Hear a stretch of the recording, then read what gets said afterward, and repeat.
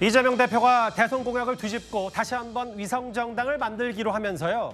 정치권 어제 오늘 이 계산기 두드리기에 꽤 분주합니다. 어제 한동훈 위원장은 이재명 대표 말이 얼마나 바뀌었는지를 잘 찾아봐 달라고 했는데 오늘은 이 위성정당 창당에 대해서 이런 말을 했습니다. 연동형보다 국민선이 어떤 게 좀 낫다고 보시나요?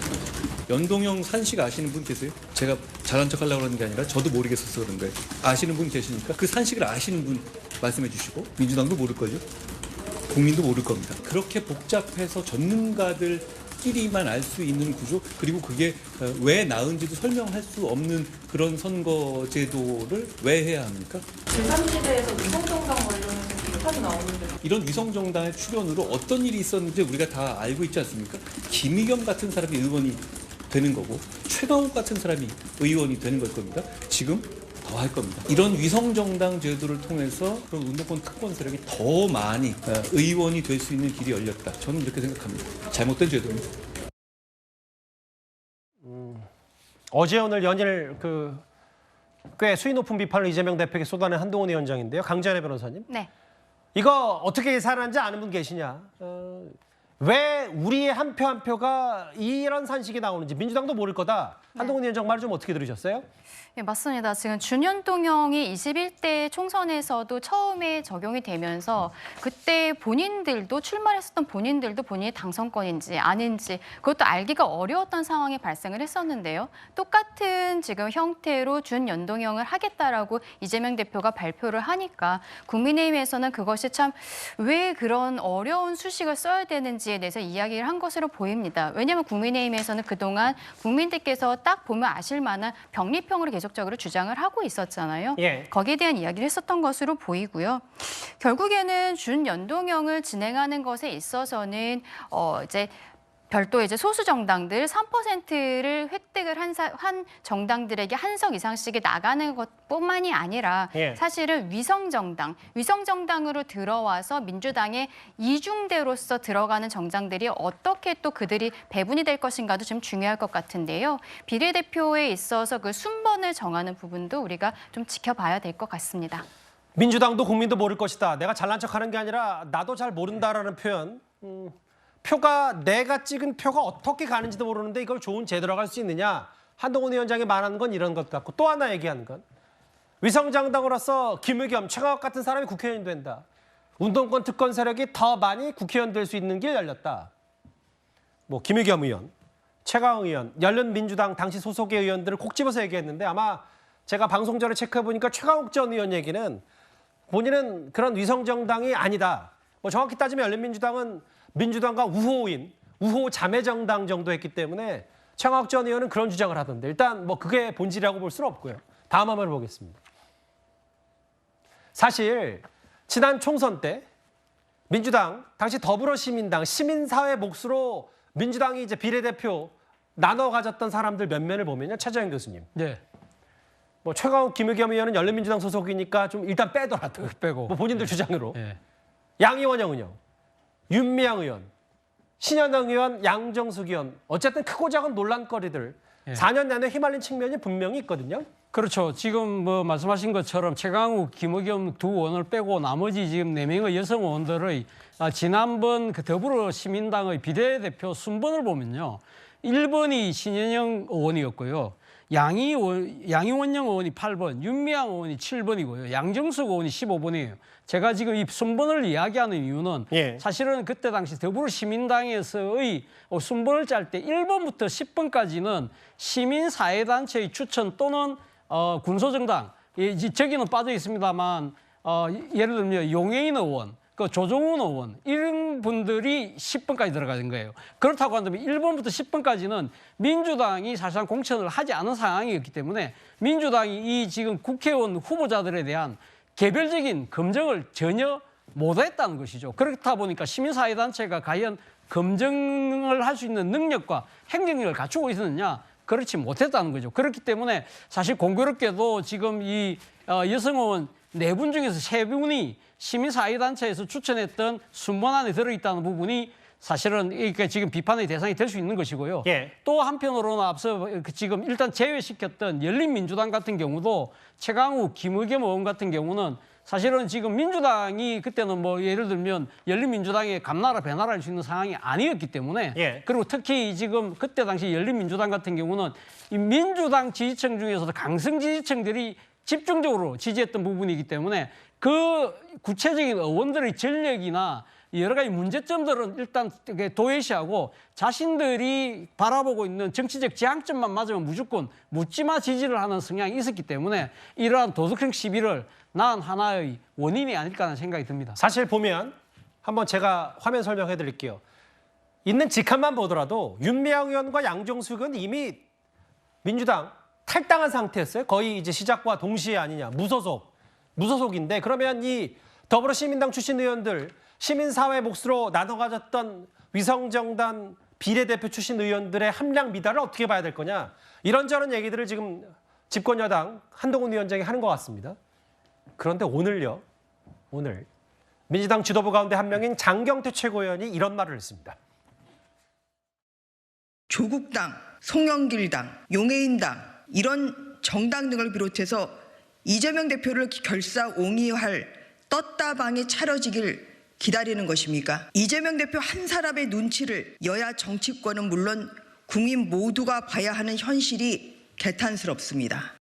조국 신당도 이 통합형 비례정당에 얼마든지 같이 탈 수 있는 겁니까? 어느 누구도 저희는 분리하거나 배제할 의사는 없습니다. 실제 논의가 가능한 분들이라면 충분히 큰 텐트 안에 또 한 테이블 안에 앉을 수 있다라는 생각을 가지고 있습니다. 송영길 전 대표도 옥중창당 지금 하고 있잖아요. 이쪽도 얼마든지 같이 할 수 있는 건가요? 정당의 형태를 갖고 있는 것뿐만 아니라 더 중요한 것은 국민들의 지지와 또 시민들의 선택이 있을 수 있는 정당들 저희가 그런 부분들도 함께 고려해서 모든 또 정치 세력과의 연대를 열어놓고 있기 때문에 참여한다고 해서 모두 다 의석을 배분하는 나눠먹기식의 논의는 좀 지양해야 되고요.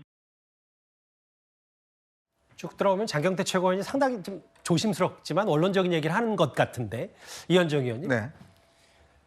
조국 신당, 조국 전 장관은 이 위성정당 참여가 가능하다, 열렸다는 식으로 얘기했기 때문에 그래서 좀 논란거리인 것 같습니다. 자, 제가 이제 우선 선거법에 대해 잠깐 말씀을 드리면 21대 총선의 선거법 보면요.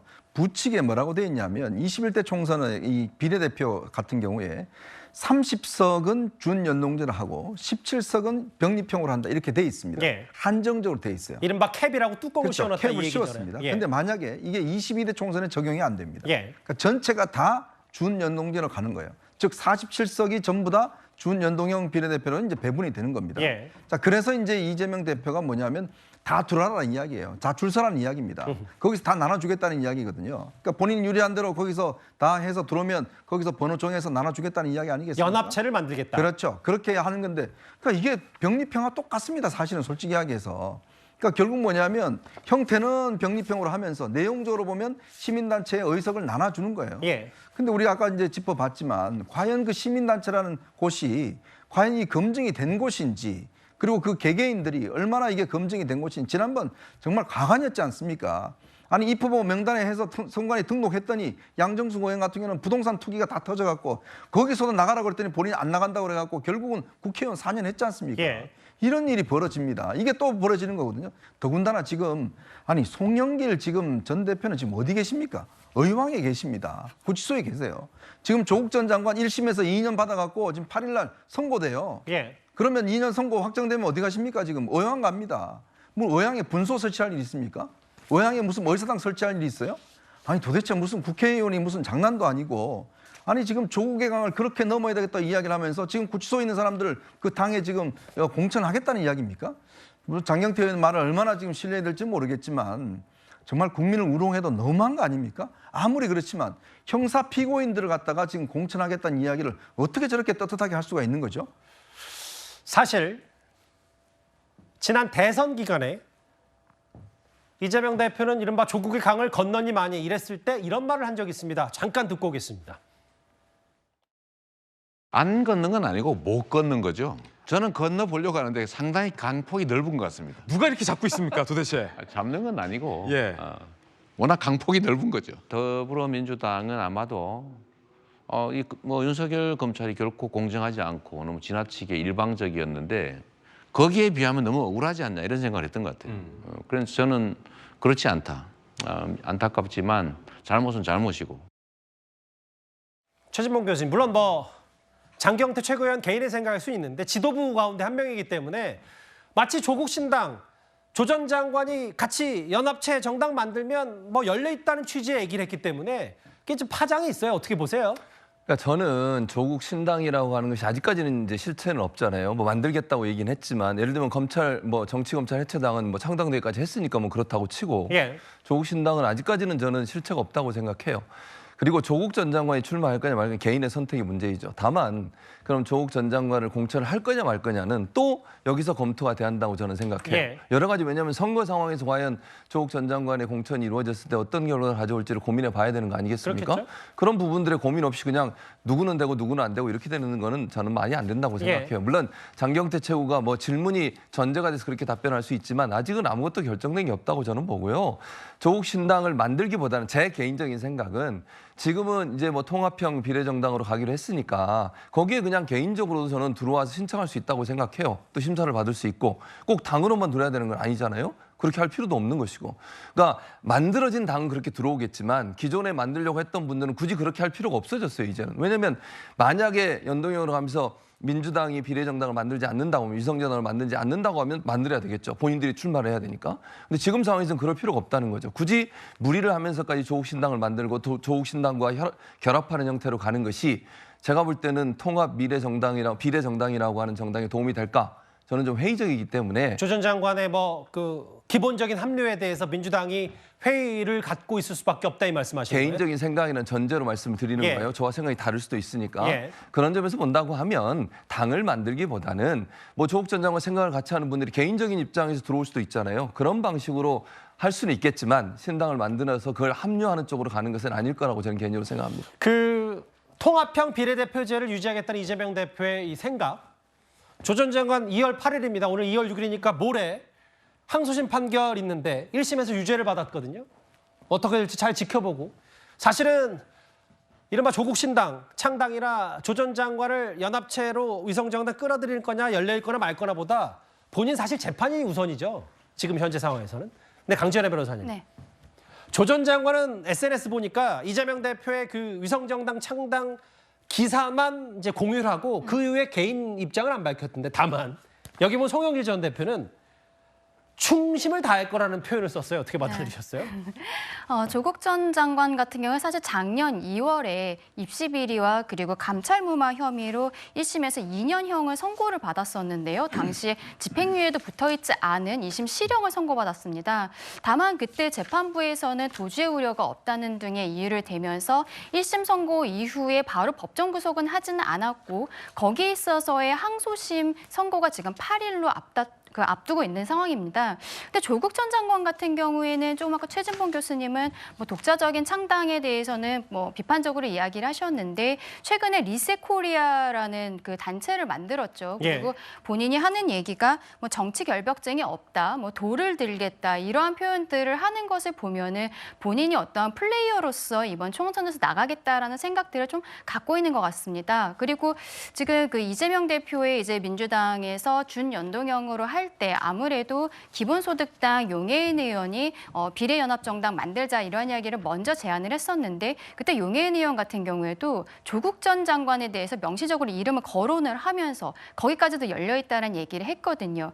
그렇다면은 조국 전 장관은 아무래도 이제 뭐 비례로서 들어올 가능성이 있기는 한데 다만 그러면 8일 날 여기에서 조국 전 장관이 항소한 부분이 기각이 돼서 1심 2년 실형이 만약에 확정이 된다면 법정 구속이 될 수가 있단 말이에요. 그럼 본인이 교도소에 들어가 있는 상황에서 이거를 국회의원으로서 일을 할 수 있는가. 그리고 아까 장경태 의원 얘기했던 게 저는 조금 재미있다고 생각하는 부분이 뭐냐면 조국 전 장관은 같이 할 수 있고 송영길 의원은 못하겠다라고 이야기하는데 조국 전 장관은 1심에서 이미 2년 실형형을 받았어요. 근데 송영길 대표 같은 경우는 사실은 아직은 1심 판결이 나오지 않은 상황입니다. 예. 무죄 추정의 원칙이 있는 거 아니겠어요? 왜 조국 전 장관은 되고 송영길 대표는 안 된다라고 하는지 그것도 굉장히 좀 아이러니한 부분인데요. 조국 장관이 이제 뭐 당장 이제 8일 날 선고가 있기 때문에 그 예. 이후는 좀 지켜봐야 될 것 같습니다. 최 교수께 잠깐만 이 질문 드릴게요. 강전의 변호사가 얘기한 얘기 중에 기본소득당 용해인 대표 얘기가 있어서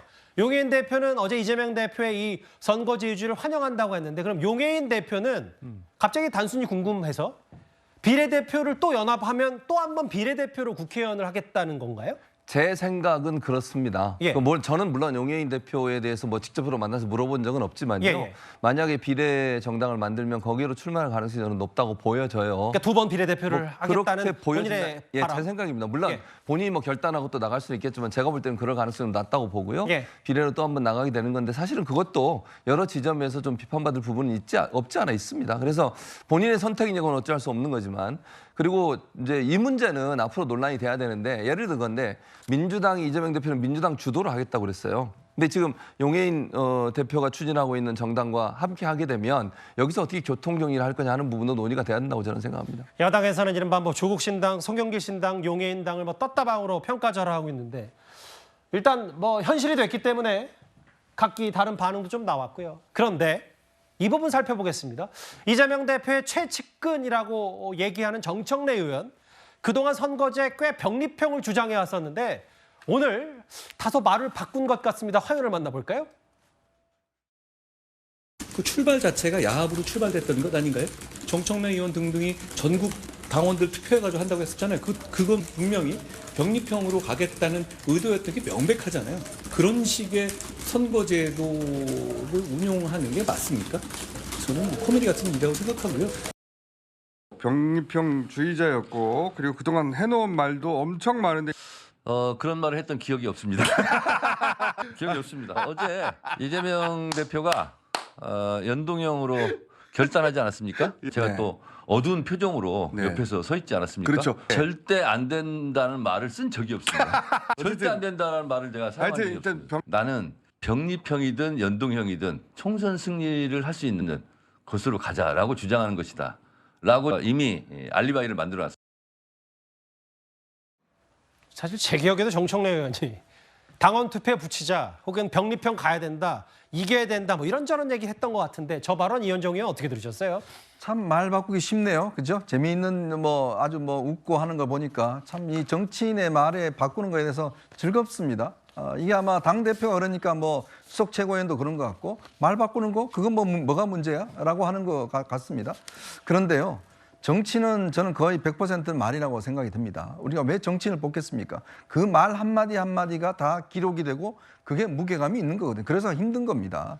예전에 정말 큰 정치인들, DJ나 YS 뭐 이런 분들 보면 말 한마디 한마디 할 때 굉장히 신중하게 하고 자기가 그걸 말을 바꿀 때는 꽤 오래 바꿉니다. 천천히 바꿉니다. 그리고 거기에 따른 또 이유도 분명히 만듭니다. 명분을 만들죠. 근데 요즘은 참 말 바꾸기 쉬운 것 같아요. 자, 이재명 대표 본인은 불체포 특권 행사하겠다고 그렇게 국민들에게 정말 대단한 것처럼 이야기를 하다가 자기가 문제가 딱 다가오니까 아이고 부결해 주세요라고 이야기를 합니다. 자, 선거제 관련해서 위성정당 절대 안 만들겠습니다. 그렇게 약속을 해놔놓고 고개 네 번 숙이니까 그냥 없어진 겁니다. 자, 정청래 최고 지금 본인이 회의에서 몇 차례 걸쳐서 병립형 해야 된다고 이야기했는데 제가 언제 그런 말 했습니까? 김어준 씨가 깔깔깔 웃어버리죠. 아무도 뭐 상관하지 않습니다. 이렇게 정치를 가볍게 합니다. 참 쉽습니다. 정청래 의원 얘기까지.